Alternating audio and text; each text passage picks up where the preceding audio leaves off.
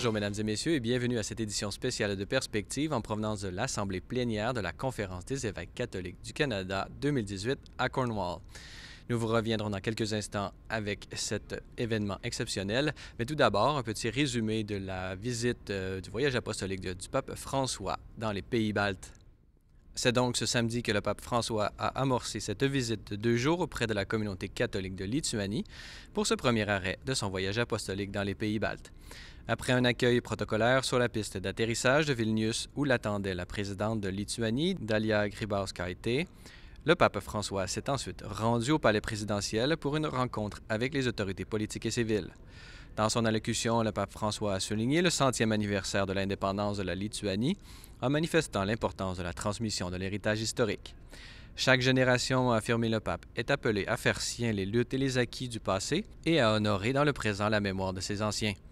Il revient à chaque génération de préserver l'âme qui l'a édifiée et qui l'a aidé à transformer toute situation de souffrance et d'injustice en opportunité. Après une visite émouvante au sanctuaire Mater Ecclesiae de Vilnius, où il a pu vénérer l'image de la Vierge de la Miséricorde, le pape s'est rendu sur la place de la cathédrale pour une rencontre avec les jeunes lituaniens. Pour l'occasion, des jeunes de tout le pays s'étaient rassemblés pour cet événement festif et pour entendre les paroles de l'évêque de Rome. Dans son allocution, le pape François a insisté sur l'appel collectif de la foi. Jésus nous invite à sortir de nous-mêmes, à risquer le face-à-face avec les autres. Le pape a ensuite célébré la messe dominicale au parc Santakos de Kaunas en Lituanie, avant de se rendre à une rencontre avec les prêtres et personnes consacrées. C'est par une visite émouvante au musée des occupations et des luttes pour la liberté, situé dans l'ancien siège du KGB, que s'est terminée cette journée bien chargée. C'est à cet endroit qu'il a rendu hommage à cette résistance et à ses martyrs, ainsi qu'à la persévérance de ce peuple dans la foi malgré les persécutions. Ce matin, le pape s'est rendu à Riga, en Lettonie, pour la deuxième partie de ce voyage apostolique dans les pays baltes. Réception protocolaire, rencontre avec les autorités civiles de Lettonie, cérémonie œcuménique, messe solennelle et visite à la cathédrale Saint-James furent les faits saillants de cette journée mémorable. N'oubliez pas que vous pouvez consulter l'ensemble des textes de cette visite du pape François dans les pays baltes sur notre site internet au www.celeslumières.tv.org. Comme je vous en ai mentionné au début de l'émission, nous sommes actuellement à Cornwall où se tient l'Assemblée plénière de la Conférence des évêques catholiques du Canada. Cette première journée de rencontre nationale a commencé par une messe ce matin et s'est poursuivie par une première réunion plénière. Comme à chaque année, l'Assemblée a débuté par un moment de prière avant de procéder à la lecture du message au Saint-Père et à la présentation du rapport annuel du président. Dans son discours, le président de la CECC, Monseigneur Lionel Gendron, n'a pas manqué de faire référence au climat actuel lié aux abus sexuels dans l'Église. Je vous propose maintenant d'écouter un extrait de ce discours. Nous nous sommes réunis dans une coalition interreligieuse pour protester contre les nouveaux critères imposés par le gouvernement fédéral aux candidats au programme d'emploi Été Canada, qui exige que les candidats attestent leur appui au droit à l'avortement pour pouvoir faire une demande de financement. Nous avons demandé au Premier ministre d'annuler cette exigence qui est une violation de la Charte.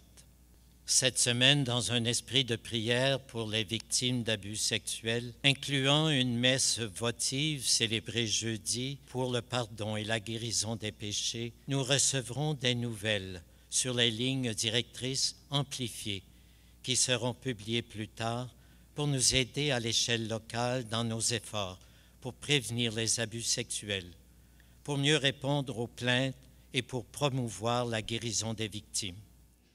Suivant ce moment fort de la rencontre annuelle, Monseigneur Paul Lortie, évêque de Mont-Laurier, a pu présenter son rapport sur l'organisme pour la vie et la famille. J'ai pu le rencontrer un peu plus tôt aujourd'hui. Il nous relate les défis que représentent la défense et la promotion de la vie de la conception à la mort naturelle, aujourd'hui même au Canada. L'organisme pour la vie et la famille, c'est dans le but d'aider les familles à mieux assumer l'éducation chrétienne et en même temps favoriser le respect de la vie humaine dès sa conception jusqu'à la fin par la mort naturelle. Alors c'est un beau défi et l'originalité de l'organisme catholique pour la vie et la famille, c'est que c'est un conseil d'administration où il n'y a que seulement 2 évêques, un évêque anglophone et un évêque francophone. Aujourd'hui, j'ai présenté le rapport annuel Alors, l'un des points saillants qui, pour moi, a été une aventure extraordinaire, c'est de faire un séminaire sur les 50 ans du document de Politis Humanae Vitae. Ce qu'on a retenu de ce document est vraiment minime, c'est que l'Église est contre la pilule. Mais l'Église est en faveur des relations sexuelles et elle encourage en tenant compte de tous les dynamismes que la personne humaine a du côté de l'homme et de la femme. Et que si on entre dans cette dynamique, il va y avoir la maîtrise de soi, la fidélité qui vont être mis de l'avant, la liberté. C'est extraordinaire ce que les gens peuvent découvrir en découvrant toute la richesse de ce document et en étant fidèles au projet de Dieu, y compris dans cette dimension de l'amour humain.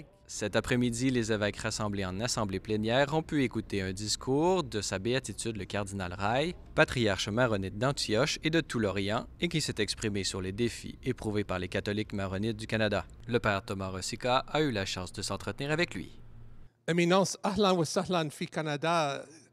Nous sommes très heureux de vous avoir finalement parmi nous. Vous avez adressé la parole aux évêques du Canada aujourd'hui, rassemblés en plénière. Quel était le message principal que vous avez donné à nos évêques, à nos pasteurs de l'Église canadienne? Vous savez, d'abord, la première chose essentielle est de leur dire la réalité et la vérité des choses. La question de tout ce Moyen-Orient qui souffre, pourquoi? Pourquoi ces guerres? Et quelles sont les solutions? Un point. Deuxième point, notre présence comme maronite et Église orientale au Canada. Quel est notre apport et quelle est notre valeur et pourquoi nous avons des diocèses et des paroisses? Puisque nous sommes catholiques et c'est un pays catholique aussi. Pourquoi? Donc, pour parler du patrimoine syriaque antiochien, un patrimoine spirituel, un patrimoine liturgique, disciplinaire, théologique, qui enrichit l'Église au Canada. Et troisième point, j'ai dû parler encore comment organiser notre collaboration d'Église. Pendant ces dernières années, vous avez joué un rôle fort important dans le Moyen-Orient, non seulement dans votre pays. On vous suit de loin. Nous nous connaissons les deux à partir de notre travail au Vatican pour les communications. Pourquoi votre rôle actuellement au Liban est fort important pour le temps qu'on vit? De tout temps, le patriarche maronite est considéré comme une référence nationale, comme une instance nationale. Ça, c'est une affaire historique qui accompagne chaque patriarche et que tout le monde attend le mot du patriarche. Et c'est pourquoi nous devons nous adresser toujours aux consciences des dirigeants. C'est notre devoir national et le peuple réclame la voix du patriarche. Je ne peux pas me taire, donc je dois dire la vérité des choses sans offenser personne, c'est-à-dire l'énoncé des principes, dénoncer tout ce qui est hors des principes et préserver notre nation dans toute sa totalité, musulmane et chrétienne, et aussi sauver le message libanais. Quand nous voyons que les dirigeants politiques dérivent, nous devons rectifier, au moins en proclamant les instances nationales et les constantes nationales et les principes. De la part de nous tous, je vous remercie pour votre leadership, votre exemple et surtout votre paix que vous communiquez fort bien ici au Canada, au Liban et même au Vatican pour toutes nos réunions ensemble. Merci. Shukran aktir. Ahlan wa sahlan. Par la suite, Monseigneur Christian Lépine a pu présenter le rapport annuel de l'organisme Mission chez nous et qui s'occupe de rassembler les fonds nécessaires au ministère auprès des personnes en terre de mission au Canada et plus spécifiquement dans le Grand Nord du Québec. Suivant le visionnement d'un documentaire produit par C'est les Lumières, Monseigneur Bonadici, nonce apostolique au Canada, a offert un discours aux évêques qui célèbre cette année le 75e anniversaire de la fondation de la CECC. Nous vous reviendrons évidemment au courant de la semaine sur cet événement incontournable de la vie de l'Église au Canada. Voilà, c'est tout pour aujourd'hui. N'hésitez pas, si vous avez des questions ou commentaires, vous pouvez m'écrire à l'adresse qui apparaît à l'écran. Revenez-nous demain pour une autre édition spéciale de Perspective en provenance de l'Assemblée plénière de la Conférence des évêques du Canada à Cornwall.